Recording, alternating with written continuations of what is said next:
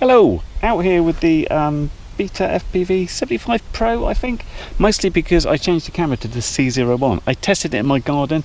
It seemed to handle the light a lot better than the previous one, so I thought I'd come out and do a proper fly here. It's kind of a bit dull, but if we point it into the sun, the main thing is we should still be able to see the ground, so let's give it a quick whirl, see what happens.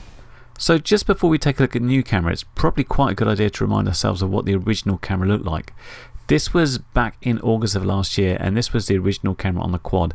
And the problem is every time we sort of point upwards, we miss the entire sort of bottom, and it's very slow to react for the light changes. And I found it really quite off-putting when I'm flying with trees around me and I can't really see what's underneath me very well if I point upwards. That's a real problem. So let's flick over to now.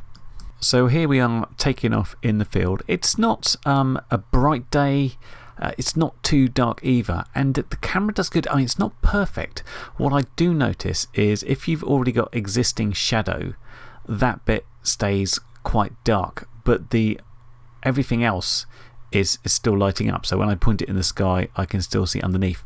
The only weak bits, if you look under the trees in the shadow, if you're not in it, then that can be a bit dark. But essentially I'm having a far better experience flying around under these conditions, and one of the things it does is react to light changes an awful lot quicker. So if you are in a situation where you can see the darkness there in a shadow, as soon as you focus in on that area, it changes a lot quicker. So it's a vast improvement. There are far better cameras out there, but the fact that they've now shipping this camera instead of that older one is a lot better, because as a sort of a whoop, this is pretty good. It's very wide angle. It's quite weird doing some maneuvers because the distortion is such that it feels like, ooh, that's odd, especially going into sort of a split S or something like that. It's a bit, it takes some getting used to, let us say. But yes, it's a vast improvement on the original. You can see me there checking out what happens if I point it in the sky. Can I still see down below? Yes, I can. All good. But yeah, you can see the results here. And that's about it from me for the day. A little short video there. Just wanted to show you how I got on with the new camera.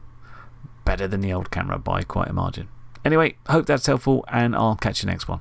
Bye for now. Well, you've made it to the end of the video, so thanks once again for watching.